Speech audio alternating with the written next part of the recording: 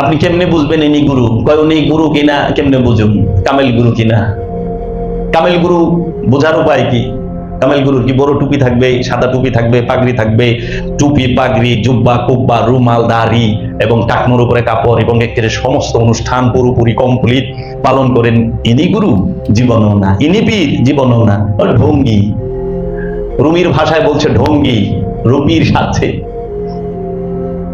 এই লেবাস অনুষ্ঠান, এটা গুরুর আইডেন্টি নয়।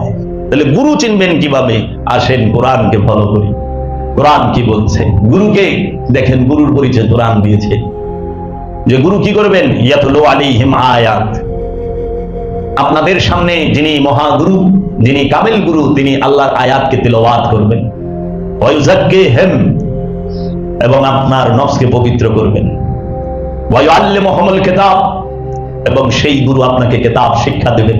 ওয়াল হিকমত, এবং আপনাকে হিকমত দান করবেন, হিকমতের জ্ঞান দান করবেন। গুরুর কাজ চারটি। কয়টি? প্রথম, এটি হলো মূল, প্রথম কোরআন বলে দিয়েছে আয়াত তেলাওয়াত করবেন। দ্বিতীয় হচ্ছে আপনার নফসকে পবিত্র করবেন, ওয়াইউযাক্কিহিম, তার মানে নফসকে পবিত্র করার জ্ঞান গুরুর আছে।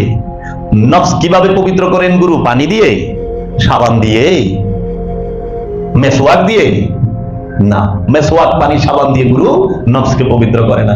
গুরু নফসকে পবিত্র করে তাসাব্বুর দিয়ে, গুরুর রূপের ধ্যান করতে হবে।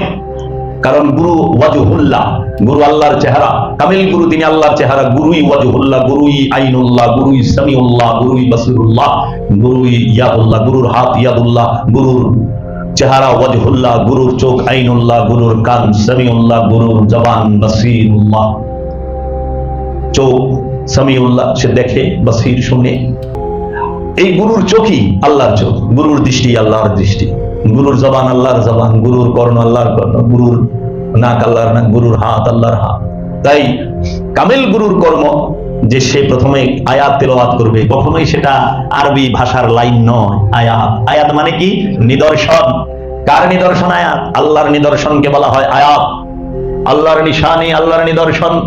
আল্লাহর নিদর্শনকে, আল্লাহর নিদর্শন পূর্ববর্তী সকল ওলি আল্লাহ, নবী, রাসূলগণ, এরা হচ্ছে আল্লাহর নিদর্শন।